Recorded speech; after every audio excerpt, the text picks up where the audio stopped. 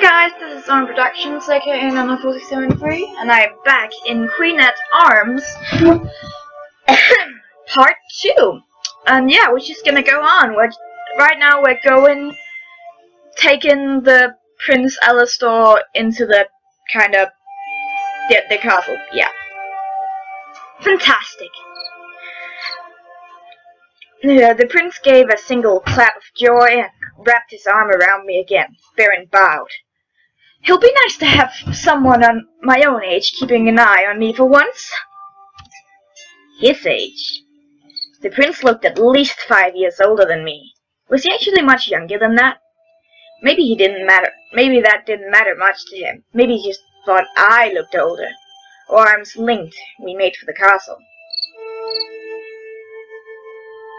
Even with the prince clinging to me like a cape, I got a lot of strange looks when we arrived. What had happened with the locals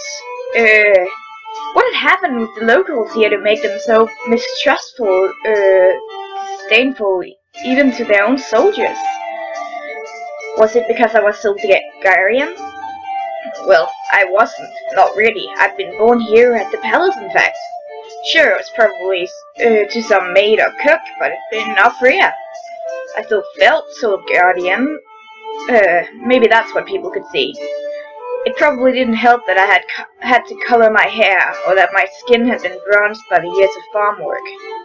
At least all that hard work kept my hands from feeling too ladylike, even if they looked it thanks to my long, slender fingers. It's nice to be home, don't you think? The prince finally let me go and swung around to my front. You know what? You've been such lovely company. I'd like to give you something nice as thanks. Oh, and also for saving me. That was splendid. Wait here for me, would you? I nodded. Fantastic. I'll be right back. The prince ran through a door and out of sight. I couldn't help but sigh.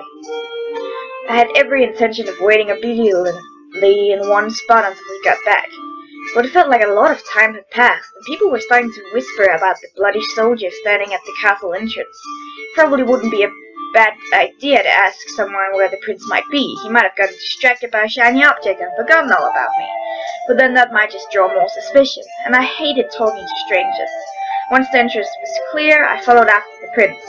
I thought I'd seen him take the hall to the left, but when I turned the corner, the prince was nowhere in sight. The castle halls gave me the same familiar feeling as they had when I entered them with Baron, but I was no more acquainted with the layout now than I was then. If I wandered blindly through them, I would just end up lost, and that would mean asking someone in the castle for help finding my way back if I couldn't find the prince first. I don't think any of the visitors to the castle would be that keen on showing me the way. I stopped to consider my options. The longer I waited, the more suspicious I would seem, but if I were to be caught wandering, I might seem even more suspicious. From what I had seen of the prince, I couldn't believe any of the more bawdy stories told about him, but if he was the type to leave people in awkward situations like this, perhaps some of the tales were true. I had made up my mind.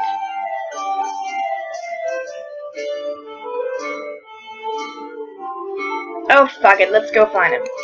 I started to follow the direction he had been walking, but I suddenly grew very self-conscious that I was wandering without a purpose.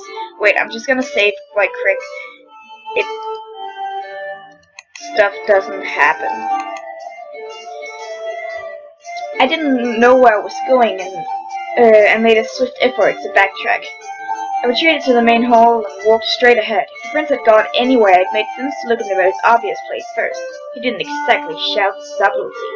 Fortunately, there did not seem to be many people around as I moved further down the hall. My boots echoed on the stone floor. The noise was lonely, yet somehow comforting. It reminded me of a long time ago. I walked forward, concentrating on the sound of each step. Before long, I found myself before a pair of ornate doors, tall and carved with crests and rines. I touched my hands to them to trace the pattern. It felt as though I'd done that 100 times before. The wood was warm under my fingertips. Without thinking, I pushed the doors open. That's a bad idea. We're not the terms of agreement. I stopped. There was a woman's voice. I only realized then that I had come to the throne room. Through the cracked doors, I could see the long red carpet that ran up the hall to the throne.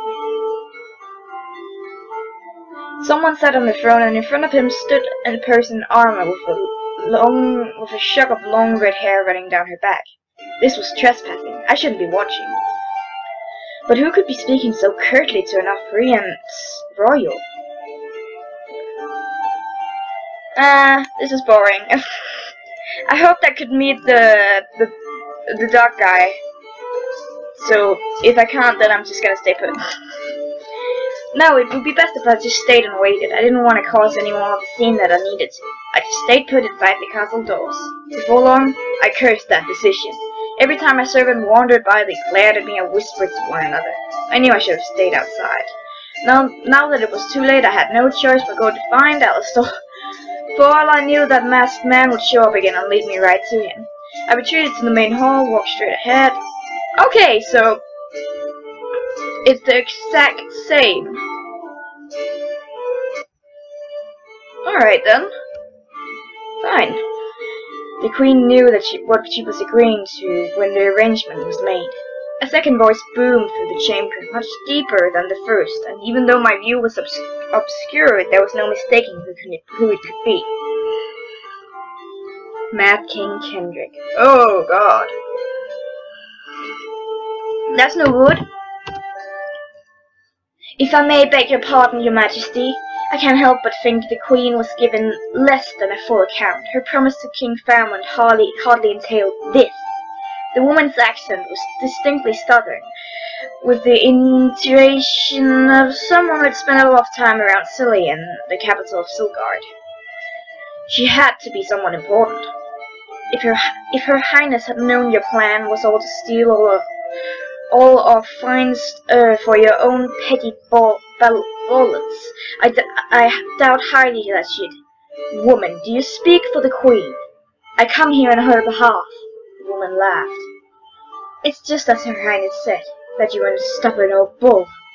The king gripped the arm of his throne. For what purpose have you journeyed here, captain? To satisfy a vendetta?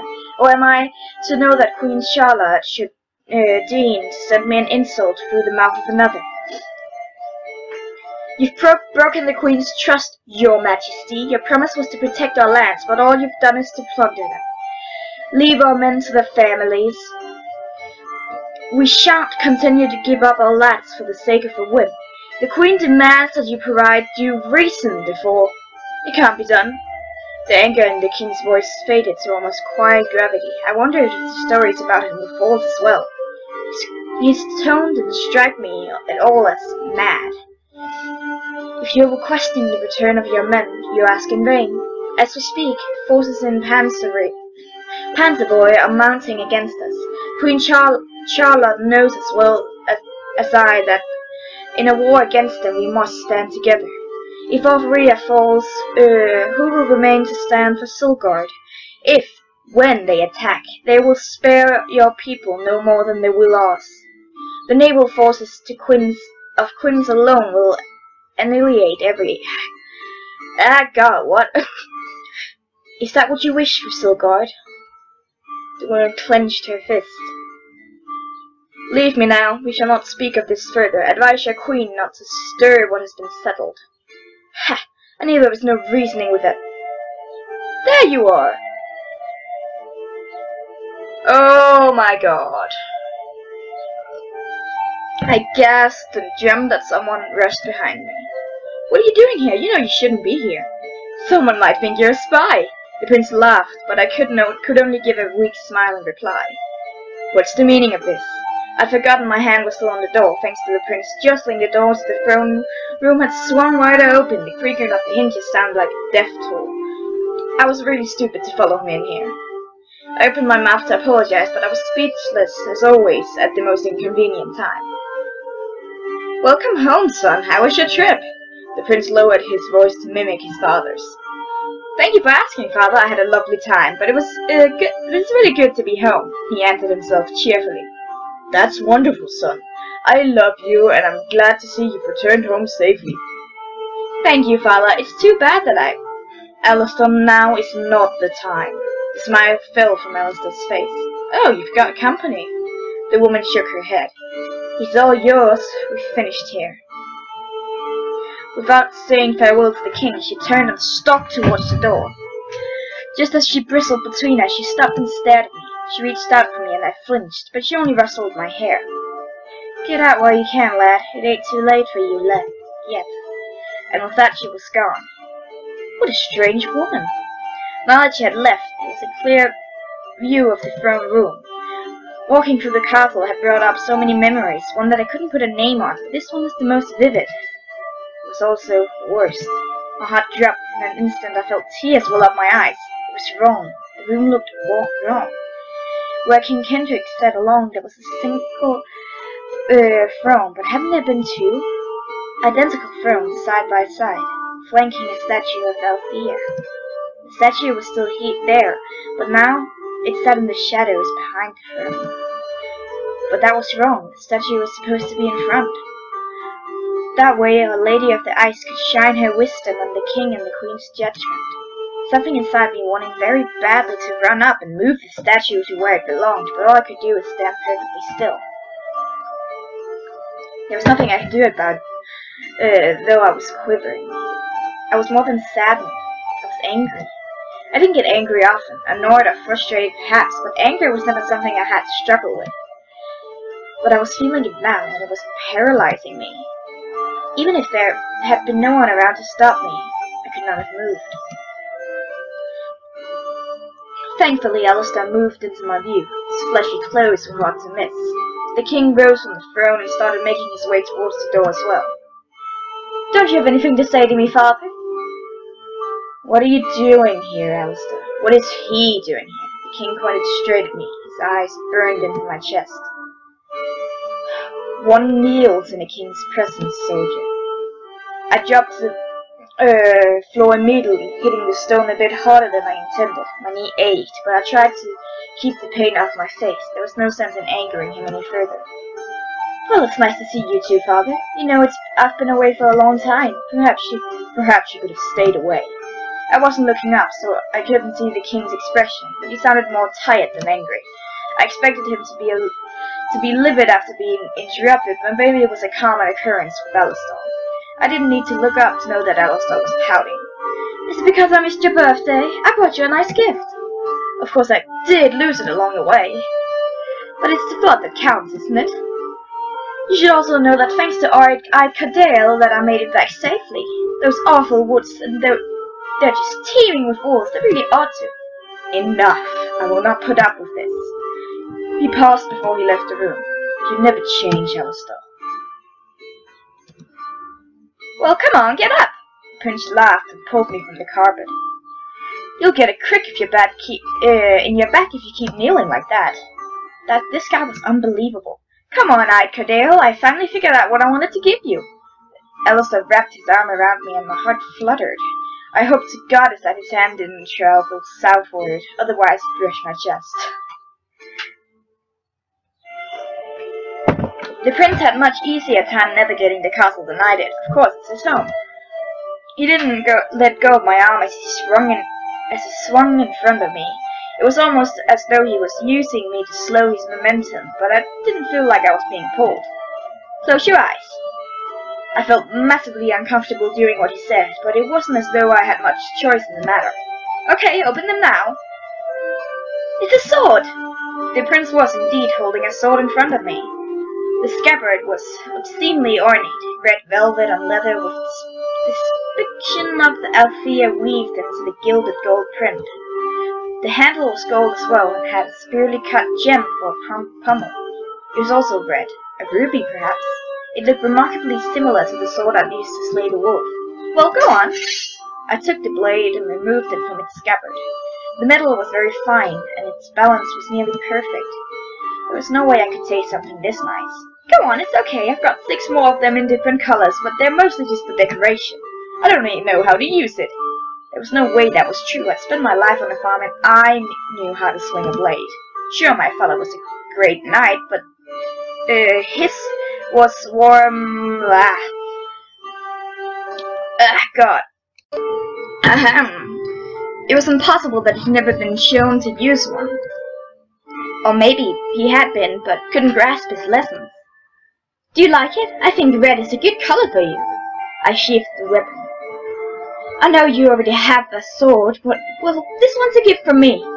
I probably shouldn't wear it around camp. I wouldn't want any of the men thinking I had some sort of special relationship with the prince. Though, maybe the man just made a habit of giving out lavish presents to strangers. If that was the case, no one would really think much of it. I should at least trade out the scabbard for something more practical. Well? Oh right, the prince had asked me a direct question. I nodded. Fantastic. Oh, tonight we should have some drinks at the Wailing Mermaid. All of the soldiers go there, it'll be fun. I nodded again. I doubted I had much of a chance to go drinking, but there was no point in denying the man. Great. He clasped my shoulder firmly. I'll see you tonight then. The Wailing Mermaid. It's just a tavern outside the castle walls. Any soldier you ask can give you directions. I nodded. Good. Until then, Cadale. He grabbed my free hand with both of his and gave it a vigorous shake. Prince Alistair was absolutely nothing like I'd expected. In Silgard, all I'd ever heard about him were tales of how bloodthirsty and lecherous he was, and he was possibly even more dastardly than his father. I suppose that it wasn't surprising that he was being demonized at home. Mad King Kendred had thoroughly ruined Orpheus' good reputation with Silgard. I looked at the scabbard. I probably wanted to warp it in something before I brought it back to camp. I didn't have any gold, though. Maybe I could sell the scabbard and buy a cheaper one. No, this was a present from the prince. He probably wouldn't be too happy about that. I decided to tuck the scabbard under my arm for now. Maybe I could ask the assistant commander what to do with it when I got back. I got quite a few despairing looks as I traveled the courtyard alone. It was really hard to tell what they disliked about me, but I was inclined to think it was my status as a soldier. It was also hard to imagine Orpheans disliking Silgardians. The two countries have been allies since Silgard defected to Montecrest. They mutually benefited one another. Orphea got cheaper farm resources from Silgard, and in return they offered education, culture, and until Montecrest was dissolved into Orpheia, when King Kendrick came to power and protection. When King Faramond had the crown, he proposed that Silgard send their boys to Orpheia when they came of age, so that they could train Silgard's young men in nearly anything their hearts desired. Most Silgardians only needed to stay for a year before they'd learned more than enough to benefit their people. What started as a kindness became a proud tradition for both kingdoms. I could honestly only blame the uniform for the dirty looks shot my way. I had to wonder what King Kendrick had done to his own people to make them so wary. You there! I stopped and reeled when I heard a sharp voice from behind. Quite suddenly I found a dirt-covered Orphean, face scant inches from my own. I leaped back, but he stepped in to close the gap. No, look here. He seized my chin in his hand, and I felt my heart turn to stone. He inspected my face closely, and it took quite a bit of effort not to react too strongly to the man's utter lack of concept towards personal space. The last thing I wanted was other Orpheans to see a soldier get rough with a civilian. Let me borrow these. He plucked my glasses from my face and stepped away, and held them up to catch the light. That's really fine craftsmanship, if I do say so myself, and I do say that with some authority of the subject. Still not producing the desired effect, though. Is your machine long or short? I stared bleary at the man and attempted to answer him, only to have a green-coated hand shoved in front of my eyes. No, don't tell me, let me work it out, and if I'm gonna be any good at this, I need to at least be able to identify vision by length and not vice versa.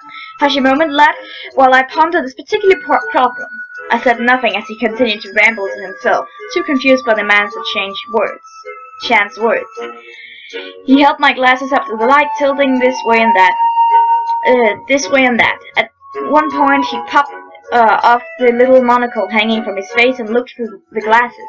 Then he made a lip-smacking noise and handed back the glasses. Concave lenses that tell me you're a short-sighted mess.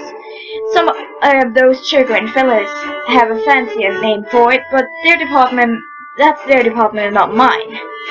He sighed and smiled at me, perhaps catching the look of confusion across my face. Oh, wow, I was being pretty rude. I'm the mechanist for the army that you're a soldier of, unless you stole that uniform. You're not a spy, are you? I shook my head, still a bit baffled by this man. Good, I'm James Collier. Collier. Pressure. Oh my god, I can't talk. Pleasure to make your acquaintance. He took my hand and gave it a brisk shake. I couldn't help but feel how rough and coarse his grip was. His knuckle appeared to be thoroughly worn and scarred, as though nicked often doing whatever the mechanist does. Anything the matter? Your hand feels very... what's the right word? I couldn't imagine him saying soft, as they were really far from it. Perhaps he was looking for slender. I hope it wasn't feminine.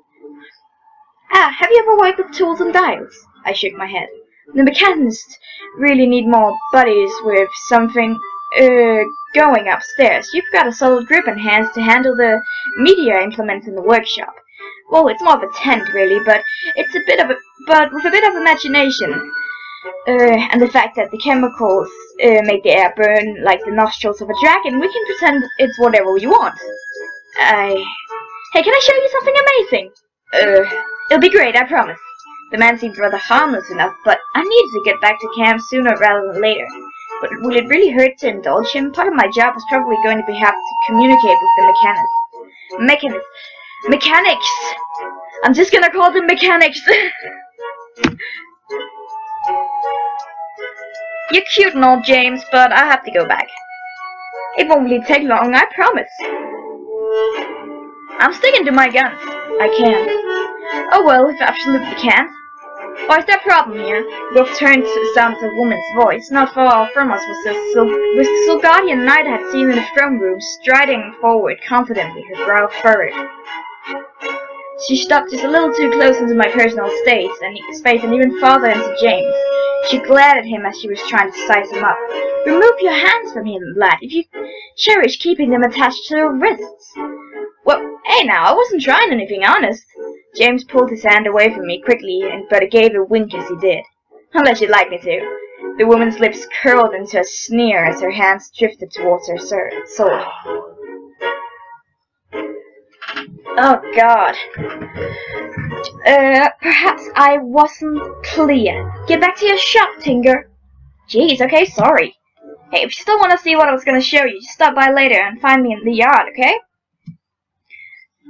Took him long enough. I'm sorry, was he bothering you? Not really. James? Well, you had been bothering me, but I didn't feel as I was requiring a saving of any sort. The woman just intervention would make things awkward if I ran into James later. I frowned and shook my head. The woman's face hardened. Are you certain? I nodded. Listen, if any of these Arthurian boys start giving you guff, don't hesitate to pipe up. There's no shame in asking for help, lad. I could only nod. I knew that this stranger had my best interests in mind, but she really had the wrong impression about me. If any other soldiers were to pick on me, I was certain I could handle myself. Although I did find myself unsettled by the idea that I might be targeted simply for being Solgadian, even though I was truly Arthurian. I had caught a few strange looks from the other soldiers since our arrival yesterday, but that had been because we were new recruits, wasn't it? Either way, I wasn't sure what the woman wanted from me. I needed to go back to camp. To stand around being seen with a Solgadian knight would look very bad for me. I should go. Thank you. I left politely and as quickly as I could. By the time I entered the camp, the men were all out rushing around again. After a moment of watching the men, the assistant commander joined me. You certainly took your time. You also noticed the sword on your arm. I see Prince Alistair gave you a blade. That's very generous of him. Sure you take care of it. I nodded. I was going to assign you to a weapon today, but that's already taken care of. Do you know how to use it? I nodded again. Good, that will knock out a sizable chunk of your training. Let's hope you're as good as your brother. Unfortunately... Oh God, no! Okay, there you go. I rarely equaled Nick in anything. He took to any task with efficient skills and annoying ease. And he was especially talented with the sword. Before he left, his skill had surpassed even our father's. Yeah! I barely noticed the blade whizzing past me. I'm not sure how I knew how to move out of his path, but instinct has always been kind to me. I drew my sword and spun around. My attacker was a soldier, reeling like one a light one-handed sword like mine. Since the assistant commander wasn't lifting a finger to help me, I assumed this must be a test of my skill. The soldier flashed me a quick grin and thrust at me. I quickly jumped out of his reach. The first swing, I hope, was probably supposed to miss. Well, the soldier would get no chances to hit me. No other chances to hit me. We stood in a path of roughly grainy dirt. A crowd of men gathered around us, giving us about 50-foot diameter within which to fight. Neither of us had a shield or any armor. I hope that was a practice blade he was using. How should I engage the soldier? He's about 10 feet from me and the sun is behind him.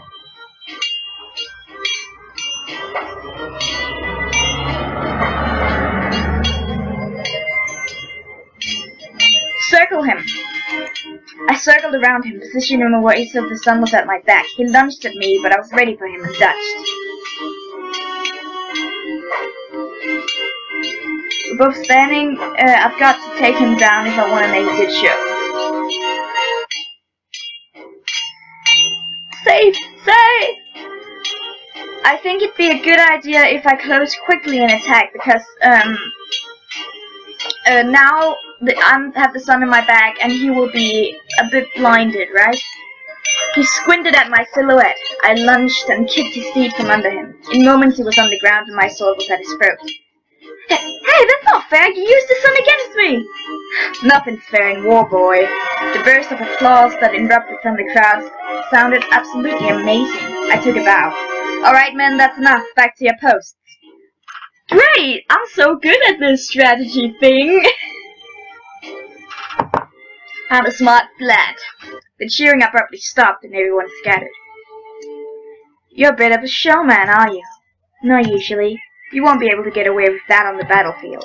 Great, now he had the wrong— Oh no! Oh god, I'm going back! I'm going back! Me going back! Wait, first I'll save, and then me going back. I don't want anyone to hate me. Quickly, he squinted— no, wait. Okay, just quickly attack. I got close thrust on him, but the sun got in my eyes. Okay. Okay, no. Study and wait for him. Considered my watching closely. I had seen the soldier before. We had stayed up together playing cards. His name was Warner. He had struck me as cowardly and just a little superstitious. Still, he was obviously a competent fighter. He lunged for me, but I was ready for him and dodged. Use magic to curse him! No sense expending more energy than I needed to. Come here and fight me. He was sweating slightly. This was the boy who was afraid of wolves and goats. Maybe I could use that against him. He was using a lot of energy circling around me, making feints, dodging attacks I hadn't made. I could tell he was tiring. Sweat trickled into his face and his eyes. Grunting, he made his move and struck with all of his strength.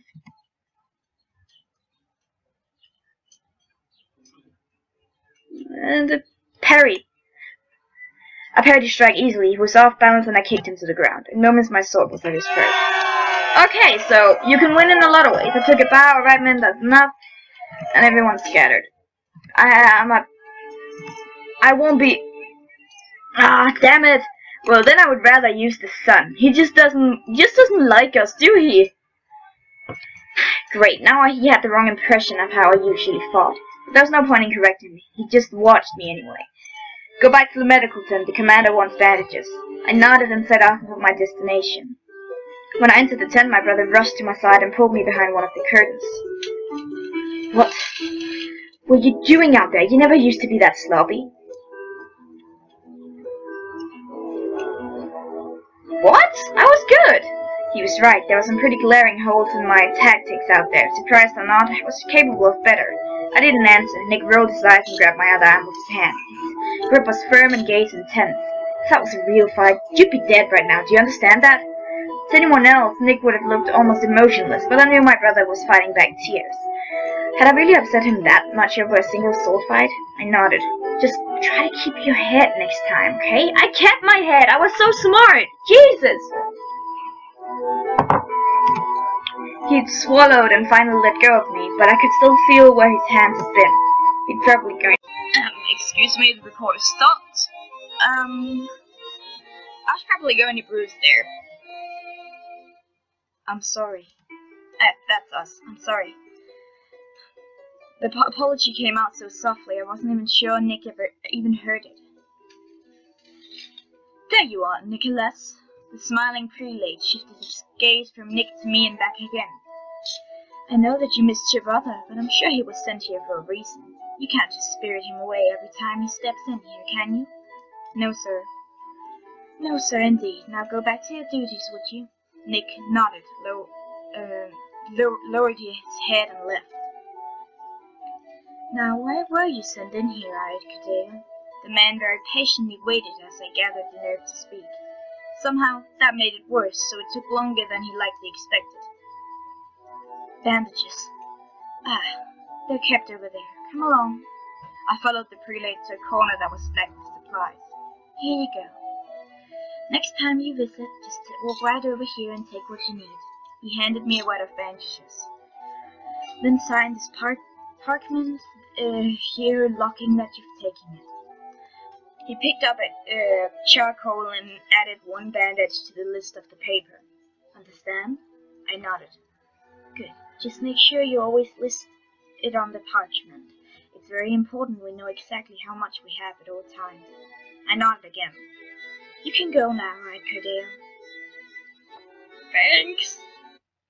The exhaustion was creeping behind my eyes, making it hard to focus on the task at hand. After delivering the bandages to Assistant Commander, I was given more chores to complete. Check the swords, make sure they're sharp. Check the armor, make sure it holds. Check the shields, make sure they shield. It was basic maintenance. My father had taught me most of what I needed to know. I yawned. It took a moment to realize why I was getting so tired, but then I saw the sun rested in the sky. I realized it was because this was about the time I had gone to sleep the other day. I'd really have to push myself so that I could start sleeping at the same time as the rest of the men. If I wanted to avoid notice while I was trapped here, I had to fall in line with the norm. Ayed Kadea. Assistant Commander Baron's voice thundered along the training grounds. I promptly dropped what I was doing and ran over to him.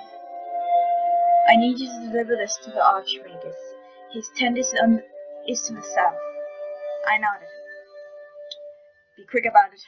Baron held out a folded parchment. It was sealed with wax. I took it, intending to head off, but his voice stopped me cold. You'll need this first, boy. He dropped something around my neck. It was a strap of leather with a disc of golden metal hanging off of it. I had to lift the metal up to see what was inscribed on it. In exceptionally posh lettering it read Ayed. Don't lose it. It'll let you pass through the gates without a ranking officer. But I didn't need to leave camp to get the Archmagus, did I? He must have just been covering his bases for future tasks. I nodded and turned to leave. Only use it for official business, understand? Oh, this is the guy! It was dim inside the tent. The Archmagus was standing over a large tome facing away. Beside him sat a flower in a vase with glowing petals. It appeared to be aiding the nearby candles and illuminating the pages for him to read. He looked foreign, as if he was dealing with magic. He must have been from somewhere very far away. He also must have been very talented. Magic didn't flow very strongly this far north. Well, I jumped. He'd been reading so intently I thought he hadn't noticed me. I handed him the parchment. He took it without looking at me and examined it closely.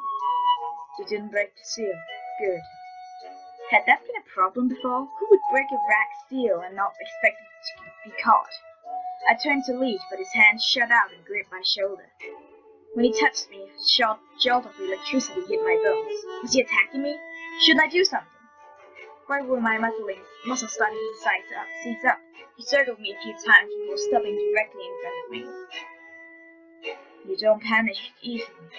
Also good. Do I look calm right now? Because it certainly didn't feel that way. Was it because I didn't yell out in pain or jump in surprise when he shocked me? He leaned in closer to my face and stared deeply into my eyes. It was incredibly unnerving. I might have slapped him if I were able to move.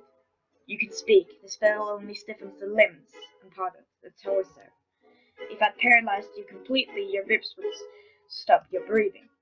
So I could tell him off if I wanted to. Good to know. Ah, so you prefer not to speak.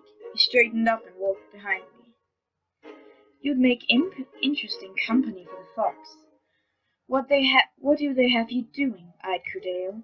I was surprised he knew my name, but it seemed like the sort who would keep abreast of the things going on in camp. I would have had trouble answering him anyway, but this time I kept quiet out of spite. You'll be trapped in that state for a while. You may as well humor me.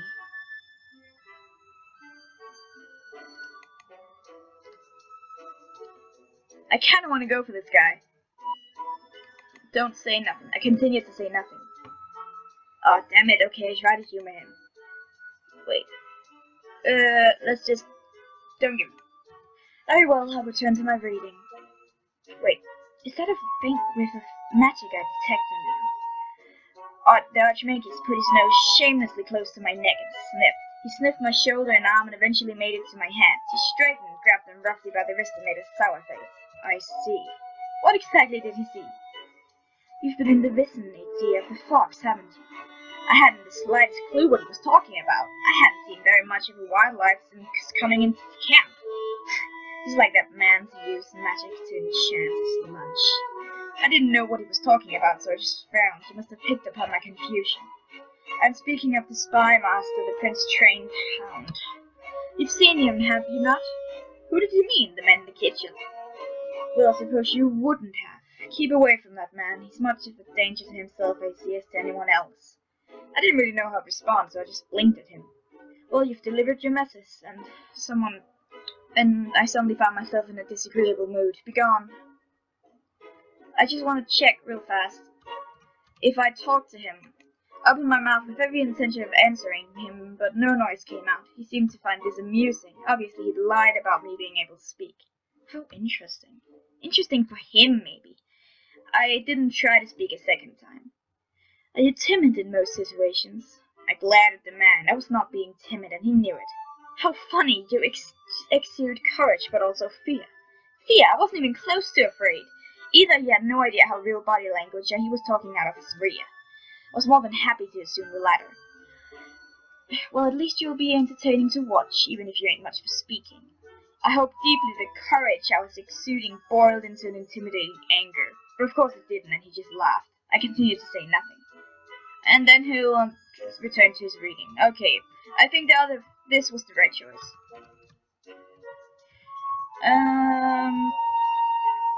Be gone, he said.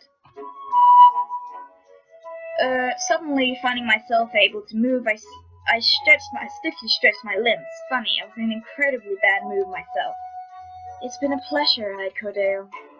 I continued to give the Archmagus a sharp glare, but he wasn't even looking at me. I left. The bad mood renewed. That mood followed me all the way back to the assistant commander. My face must have made it obvious, because he let out a hearty laugh when he saw it. Archmagus gave you a good greeting, did he? I huffed out some frustration and nodded. You'll get used to it. That man marches out with us once we move camp. New orders from the king. Once you just deliver it to him, so take some solace in knowing you've ruined his day. I did take a little comfort in that, actually. Well, your break is over, boy. Go back to maintaining the equipment. Baron gestured towards the tent that held all of the stuff. I gave a small, frustrated grunt and roughed up my own hair and made my way over there. It wasn't a very mature response, but I was exhausted. The sun had long set by the time I was finished. It wasn't hard work, but doing it right was so intensive. I was ready to go to sleeping tent and collapse, but I promised the prince I would meet him at the Wailing Mermaid. Promises to the prince were probably something one wanted to be sure to keep. Oh god, it didn't make me terribly long to find a group of soldiers already making their way there. Frequented by travelers, soldiers, and castle servants alike, the Wailing Mermaid was not hurting for business. There were visitors from a nearby town here too, but there was no one of any noble blood, not as far as I could tell. Noble had a certain air about them that was pretty recognizable if you knew where to look. I scanned the place for a face I recognized, but it was too busy and I was too tired to find anyone. All the people here seemed halfway into their benches for the night. The soldiers present were laughing, playing tavern games, and getting intimate with one another in dark corners. Oh, great. I could tell you made it. The prince waved energetically at me from a nearby table. He was surrounded by several very large men. They were probably castle guards. Sitting near him was the masked man from the kitchens. It just felt strange to see him here as it had been to see him there. As I made my way over to the prince, a hand gripped my arm and stopped me. Alex, what are you doing there? Nick stepped in front of me. This isn't a good place for you. You know that, right? I considered explaining myself, but the prince was intent on getting my attention. Arcadale! My brother turned his head and looked at the prince's mostly empty table at the back. Hey, is the prince calling for you? Shouldn't it be Cleric Cardale or something? James, the boy who spoke to me outside the castle, stepped up next to my brother. I was an eyed when he was here last, but he isn't speaking to me. Nick nodded my way, and James' eyes grew wide. No way, that's your brother? Nick nodded at him, his stern expression never changing. What does the prince want with him? Cardale, couldn't you hear me calling? The prince looked over to my brother and James. Are these men bothering you? I opened my mouth, but didn't get a chance to speak. I'm his brother. Yeah, this is his brother. Well, that doesn't really answer my question. The prince smiled at me. I was asking you, Cardale, is your brother bothering you? I shook my head. Fantastic. Then I cannot talk today. This is quite frustrating. Then he and his friends should join us. The smile he'd given me was now extended to Nick and James. He escorted my brother to the table, and James and I followed.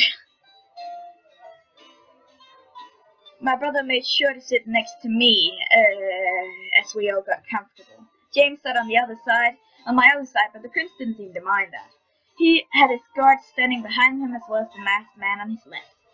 James caught me staring at the man and leaned towards me. Looks like the dandy invited our spy master. Guy's not much of a conversationalist. Apparently he does not know how to say no. James then laughed at his own innuendo-laden joke and leaned back. I'm so happy you managed to come, Cardale. I've been thinking about how you saved me from those wolves, and I'm not sure a silly sword is enough to show my thanks. Oh, speaking of the sword, how come you don't have it with you? I did have it, but I changed out the scabbard. I started to explain, but Nick stepped into me. That blade you gave him was absurd. Someone of his rank can't be seen walking around with something like that. How did Nick even know about the sword? Had someone seen me walk in with it? Were the rumors already stirring about me and the prince? The fact that I'm sitting with him in a tavern right now probably wouldn't help matters. Really such a shame. It's a lovely blade. Maybe you climbed the ranks a bit more than you can make use of it.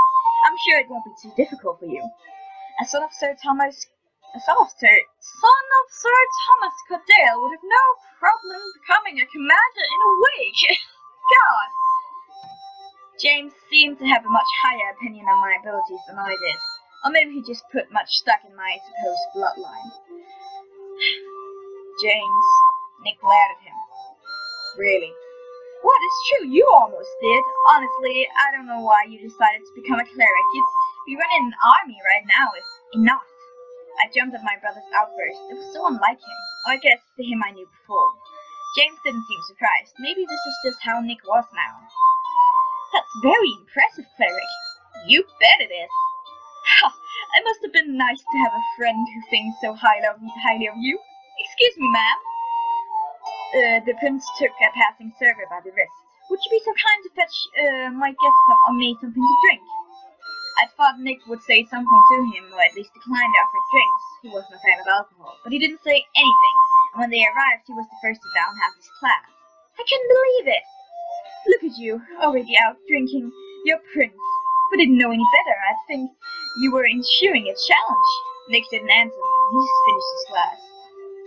The prince turned his attention to me, and as James slid his drink over to Nick for him to drain. Alright, I'll have to end the episode here. I'll see you in the next one.